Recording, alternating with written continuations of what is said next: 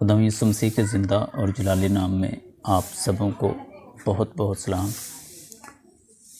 آج ہم کلام مقدس میں سے پیدائش کی کتاب 15 باب اور اس کی پہلی 5 آیات کلام مقدس میں سے ہم اپنی نصیحت کے لیے اور اپنی تربیت کے لیے تلاوت کریں گے اور سیکھیں گے کہ کلام مقدس آج ہمیں کیا نصیحت کرتا ہے اور کیا سکھاتا ہے۔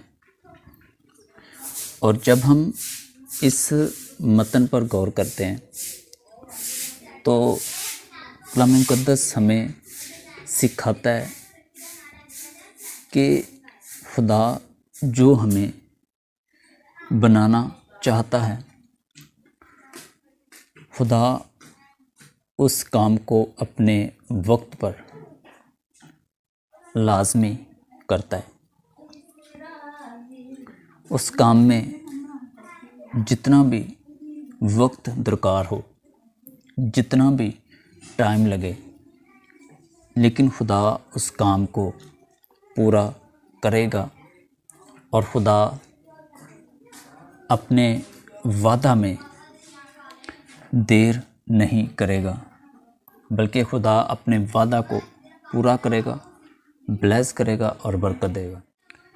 جب ہم پیدائش کی کتاب اس کا چیپٹر نمبر 15 اور ورس نمبر 1 سے کلام مقدس کو پڑھتے ہیں تو خدا کے کلام میں یوں مرقوم ہے: ان باتوں کے بعد خداوند کا کلام رویا میں ابرام پر نازل ہوا اور اس نے فرمایا، اے ابرام تو مت ڈر۔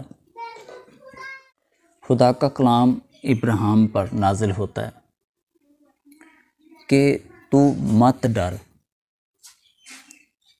کیونکہ ابراہیم بادشاہوں کو شکست دے کر واپس آیا تھا، کیونکہ ابراہیم نے بادشاہوں کو شکست دی تھی اور اپنے بھائی لوط کو ان بادشاہوں سے چھڑا کر لے کر آیا تھا۔ تو خدا کا کلام ابراہیم پر نازل ہوا کہ تو مت ڈر، میں تیری سپر اور تیرا بہت بڑا اجر ہوں۔ آج ہمارے لیے بھی تسلی ہے، آج ہمارے لیے بھی کلام ہے کہ ہمیں جیسی بھی سچویشن درکار ہو، ہم جن حالاتوں سے بھی گزر رہے ہوں، ہمیں کبھی بھی پریشان ہونے کی ضرورت نہیں ہے۔ ہمیں ہمیشہ مضبوط رہنے کی ضرورت ہے، ہمیں ہمیشہ گھبرانے کی ضرورت نہیں ہے، کیونکہ ہمارا خدا ہمارے ساتھ ہے، خدا ہماری طاقت ہے، خدا ہمارا محکم قلعہ ہے اور ہمیں کسی بھی چیز کی پریشانی اور گھبرانے کی ضرورت نہیں ہے۔ دوسری آیت کو پڑھتے ہیں تو خدا کے کلام میں یوں لکھا ہوا ہے: ابرام نے کہا، اے خداوند خدا، تو مجھے کیا دے گا؟ کیونکہ میں تو بے اولاد جاتا ہوں اور میرے گھر کا مختار دمشقی علی عذر ہے۔ پھر ابرام نے کہا، دیکھ، تو نے مجھے کوئی اولاد نہیں دی اور دیکھ، میرا خانہ زاد میرا وارث ہوگا۔ جب ہم اس 2 آیات کو پڑھتے ہیں تو ابراہیم کی پریشانی کا سبب اس کا اب گھر ہے، اس کی دولت ہے، اس کے مشاق خانہ زاد ہیں، لیکن اس کی کوئی اولاد نہیں ہے اور ابراہیم بڑھاپے میں ہے اور ابراہیم اس سبب سے پریشان ہے کہ میرے گھر کا مختار کون ہوگا۔ اور ابراہیم نے کویسچن کیا، سوال کیا کہ اے خداوند، تو مجھے کیا دے گا؟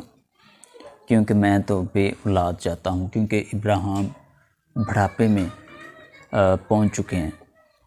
ابراہیم جو ہیں وہ اب بڑھاپے میں چلے گئے ہیں، لیکن کوئی اولاد نہ ہونے کی وجہ سے ابراہیم پریشان ہے۔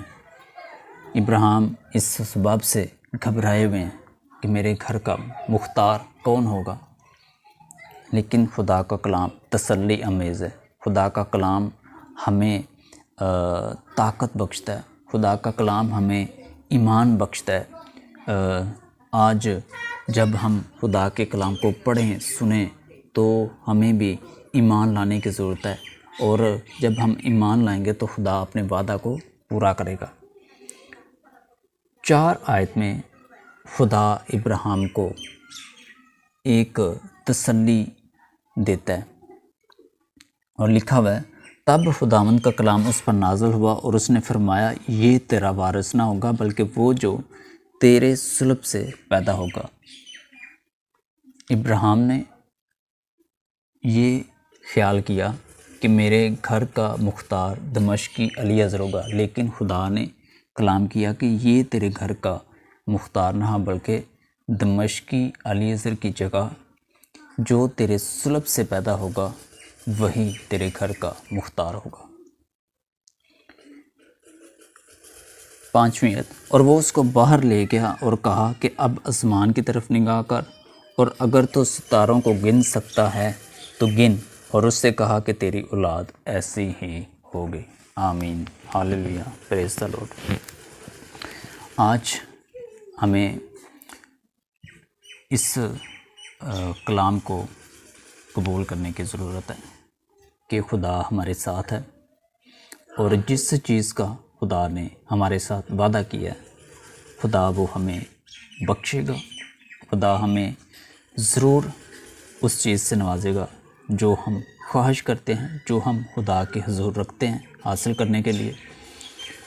اگر ہمیں حالاتوں کا سامنا ہے، اگر ہمیں چیلنجز کا سامنا ہے تو ہمیں گھبرانے کی ضرورت بالکل بھی نہیں ہے، کیونکہ خدا ہمارے ساتھ ہے، اور خدا جس چیز کا وعدہ کرتا ہے خدا وہ ضرور بخشتا ہے۔ جس طرح جب ہم پیدائش کی کتاب کو پڑھتے ہیں تو خدا نے ابراہیم کے لیے بیٹے کا وعدہ کیا، خدا نے بیٹا دیا اسحاق کی صورت میں، خوبصورت اولاد، اور خدا نے وعدہ کیا کہ میں ملک کنعان تیری نسل کو ہمیشہ کے لیے دے دوں گا، تو خدا نے اس وعدہ کو 400 سال بعد پورا کیا۔